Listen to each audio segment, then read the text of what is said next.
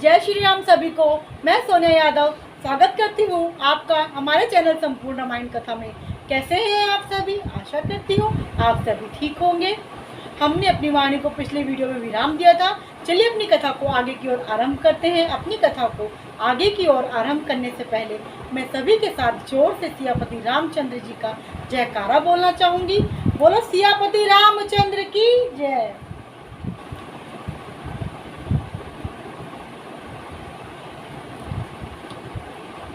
अब सुख सावत सोच नाही, भीख मांगी भव खाही, सहज एकाकी के भवन कबहू की नारी खटाही। अर्थात अब शिव को कोई चिंता नहीं रही, भीख मांग कर खा लेते हैं और सुख से सोते हैं।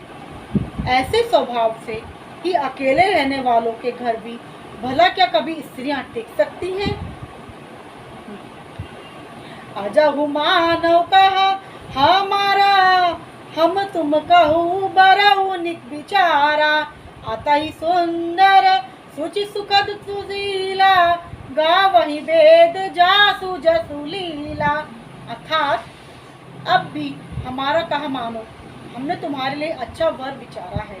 वह बहुत ही सुंदर, पवित्र, सुखदायक और सुशील है, जिसका यश और लीला वेद गाते हैं। हमने पिछली वीडियो में आपको बताया था कि श्री शिवजी भगवान जी श्री मुनियों को पार्वती जी की परीक्षा लेने के लिए उनके पास भेजते हैं और वह उनके विचारों को, अपने बातों से उनके विचारों, उनके मन की स्थिति को वो जानते हैं और उन्हें समझा रहे होते हैं कि अकेला जो इंसान होता है वो तो भीख मांग के भी खा लेता है, ना तो उसे अपनी प्रॉपर्टी की चिंता है, ना उसे अनाज की चिंता है, वो अकेला ही रहता है, शांति से जीता है। और ऐसे हमारा क्या मान लो कि ऐसे इंसान के साथ कैसे अपना जीवन व्यतीत करोगे। चलिए आगे की ओर बढ़ते हैं। दूषण रहित सकल गुण राशि, श्रीपति पूर बैखंड निवासी। असबर तुम्हि मिलाऊब आनी, सुनत बिहसी कहे बचन भवानी। अर्थात वह दोषों से रहित, सारे सद्गुणों की राशि, लक्ष्मी का स्वामी और वैकुंठपुरी का रहने वाला है। हम ऐसे वर को लाकर तुमसे मिला देंगे। यह सुनते ही पार्वती जी हंसकर बोली, सत्य कहु गिरि भव तनु एहा, हट न छूट छूटे बारू देहा। कनक कहु अपुनि पाषाण ते होई, जारहु सहज ना परिहर सोई। अर्थात पार्वती जी हंस के कहती हैं, आपने ये सत्य ही कहा है कि मेरा शरीर पर्वत से उत्पन्न हुआ है, इसलिए हट नहीं छूटेगा, इसलिए मैं जिद नहीं छोड़ूंगी। मैंने जो ठान लिया है मुझे वही करना है। शरीर भले ही छूट जाए, चाहे मेरे प्राण ही चले जाएं, मुझे उसकी कोई चिंता नहीं है। जो मैंने अपने मन में एक बार विचार ठान लिया है उसको मुझे पूरा करना है। सोना भी पत्थर से भी उत्पन्न होता है, सो वह जलाए जाने पर भी अपने स्वभाव सौमर्त्व को नहीं छोड़ता। अगर सोना जो होता है, सोना ही पत्थर से ही उत्पन्न, पत्थर से हमें सोना मिलता है, लेकिन अगर हम उसे जला देते हैं तो पिघल के तरल रूप ले लेता है। लेकिन वो से हम सोने को हम चांदी तो नहीं कह सकते, हम उसे तब भी सोना ही बोलते हैं। तो इससे अपने मन की स्थिति उन्होंने सोने को उदाहरण लेके उन्होंने बताया है। चलिए आगे की ओर बढ़ते हैं। नारद बचन नामे परऊ, बसऊ भवन उजर नहीं डरऊ। गुरु के बचन प्रतिदिन जेहि, सपने सुगम ना सुख सिद्धि तेहि। अतः मैं नारद जी के वचनों को नहीं छोड़ूंगी, चाहे घर बसे या उजड़े, इससे मैं नहीं डरती। जिसको गुरु के वचनों में विश्वास नहीं है उसको सुख और सिद्धि स्वप्न में भी सुगम नहीं होता, सुगम और सुख नहीं होता है। मंगल भवन अमंगल हारी, द्रवहु सुदशरथ अजिर बिहारी। महादेव अवगुण भवन विष्णु, सकल गुण धाम। जेहि कर्मौ मनु राम जाहि संतेहि तेहि सन काम। अर्थात माना कि महादेव जी अवगुणों के भवन है और विष्णु समस्त सद्गुणों के धाम है। पर जिसका मन जिसमें रम गया उसको तो उसी से ही काम है। अर्थात पार्वती जी बताती हैं कि महादेव जी में कितने ही अवगुण हैं, कितने ही उनकी विशेषता नहीं है, उनके अंदर कोई खास बात नहीं है। विष्णु भगवान में मतलब उनको विष्णु के लिए बोल रहे हैं कि आप विष्णु से शादी कर लीजिए, विष्णु का प्रस्ताव रख रहे हैं विष्णु भगवान जी का, तो उनके लिए बता रही मतलब चाहे विष्णु भगवान में कितने ही गुण हैं, वह कितने ही परम ज्ञानी हैं, सद्गुणों से भरे हुए हैं, लेकिन मेरे मन में मैंने जिसको जगह दी है मेरे लिए तो वही सर्वोच्च ऊपर है। चाहे वह उनमें अवगुण है, चाहे वो किसी के लिए नहीं है, लेकिन वो मेरे लिए है। चलिए आगे की ओर बढ़ते हैं। जो तुम मिलत प्रथम मुनीसा, सुनत सिख तुम्हारा ही दरी सीसा। अब मैं जन्म संबोहित हारा, को गुण दूषण कर बिचारा। अर्थात हे मुनीश्वरों, यदि आप पहले मिलते तो मैं आपका उपदेश सिर माथे रख कर सुनती, परंतु अब तो मैंने अपना जन्म शिव जी के लिए हार चुकी हूँ, फिर गुण दोषों का विचार कौन करे। पार्वती जी मुनि ऋषिवरों से कहती हैं कि अगर ये बात जो आप प्रस्ताव मेरे लिए लाए हैं, इस प्रस्ताव को या इस बात को मुझे पहले बताते, या जहाँ मैं तपस्या कर रही थी उससे पहले मेरे मन में यह बात नहीं आई थी तब बताते, तो मैं चाहे इस चीज़ को छोड़ देती, लेकिन अब तो मैं हार नहीं मानूंगी। चाहे उनमें गुण हो चाहे दोष हो, मैं अपने अनुसार ही उनके लिए चलूँगी। जो तुमरे हट हृदय विशेषी, राय न जाई बिनो किए बरेशी। तो कुत की नालु सुनाई, बर कन्या अनेक जग माही। अर्थात यदि आपके हृदय में बहुत ही हट है और विवाह की बातचीत बरेखी किए बिना आपसे रहा ही नहीं जाता, तो संसार में वर कन्या बहुत हैं। खिलवाड़ करने वालों को आलस्य तो होता नहीं, और कहीं जाकर कीजिए।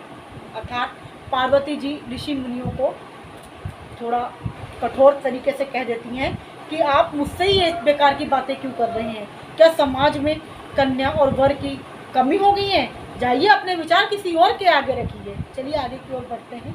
जन्म कोटि हीर अगर हमारी, परऊ शंभु ना तारे रहु कुवारी। तजौ नाना रद कर उपदेशु, आप कही संत बार महेशु। मेरा तो करोड़ जन्मों तक यही हट रहेगा कि या तो शिव जी को वरूंगी, नहीं तो कुमारी ही रहूंगी। स्वयं शिव जी 100 बार कहें तो भी नारद जी के उपदेश को मैं नहीं छोड़ूंगी। पार्वती जी मुनीश्वरों से कहती हैं कि अब तो ये करोड़ों अरबों के जन्मों की हट बन चुका है, या तो मैं उन्हें अपना वर बनाऊंगी, नहीं तो मैं कुंवारी रह जाऊंगी, किसी से भी मैं विवाह नहीं करूंगी। चाहे शिव जी खुद ही आकर दर्शन देके 100 बार मुझे इस रिश्ते के लिए मना करेंगे, मैं तब भी नहीं मानूंगी। चलिए आगे की ओर बढ़ते हैं। मैं पापा राउ काई जगदम्बा, तुम ग्रह गवन उभय विलंबा। देखी प्रेम बोले मुनि ज्ञानी, जय जय जगदम्ब के भवानी।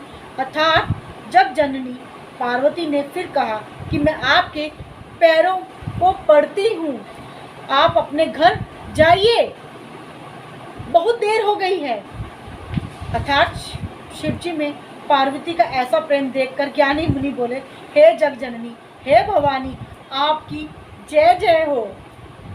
मुनीश्वर जब उनको जान लेते हैं कि ये नहीं मानेंगी, ये तो बस हट मान चुकी हैं और अपने मन से सच्चा प्रेम उन्हें करने लगी हैं, मन ही मन उन्हें वर मानने लगी हैं, तो वह उनके आगे हाथ जोड़कर झुक जाते हैं कि जय हो भवानी, तुम्हारी जय हो भवानी, और वह चले जाते हैं। चलिए आगे की ओर बढ़ते हैं।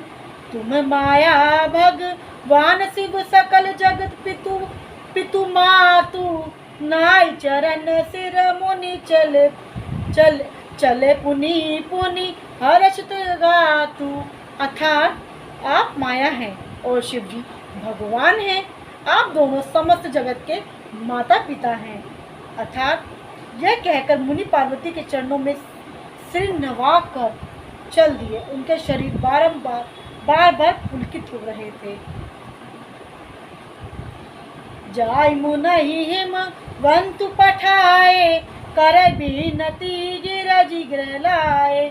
बहुरी सप्त ऋषि शिव पाई जाई, कथा उमा के सकल सुनाई। अर्थात मुनियों ने जाकर हिमवान को पार्वती जी के पास भेजा और वह विनती करके उनको घर ले आए।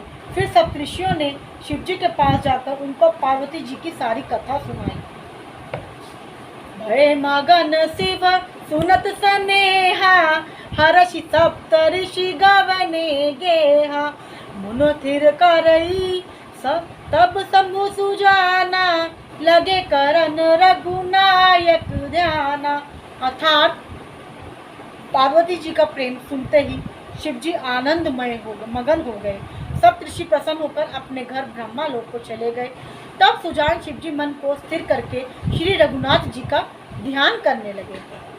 तारकु असुर भय तिह काला, भुज प्रताप बल तेज पिसाला। ते ही सब लोकपति जीते, भव्य देव सुख संपत्ति रीते। अर्थात उसी समय तारक नाम का असुर हुआ, जिसकी भुजाओं का बल, प्रताप और तेज बहुत बड़ा था। उसने सब लोक और लोकपालों को जीत लिया था। सब देवता सुख और संपत्ति से रहित हो गए थे। अजर अमर सो जीती न जाई, हारे सूर करी विभेद लड़ाई। तब बिरही चई सन जन पुकारे, देख वेद सब देख दुखारे। अर्थात यह अजर अमर था, इसलिए किसी से जीता नहीं जाता था। देवता उसके साथ बहुत तरह की लड़ाइयाँ लड़कर हार गए। तब उन्होंने ब्रह्मा जी के पास जाकर पुकार मचाई। ब्रह्मा जी से ब्रह्मा जी ने उन सब देवताओं को दुखी देखा। मंगल भवन अमंगल हारी, रवो सो दशरथ अजर बिहारी। आज के लिए इतना ही, मिलते हैं अपनी नई वीडियो में। जब तक के लिए जय श्री राम।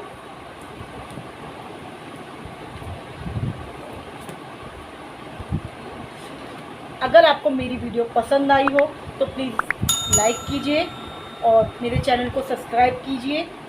मेरे चैनल पर जाकर बेल आइकन को ज़रूर प्रेस कीजिएगा, जिससे आपको मेरे वीडियोस के नोटिफिकेशन आपके फ़ोन पर टाइम से पहुंच जाएं और आप मेरे से जुड़े रहें। धन्यवाद। जय श्री राम।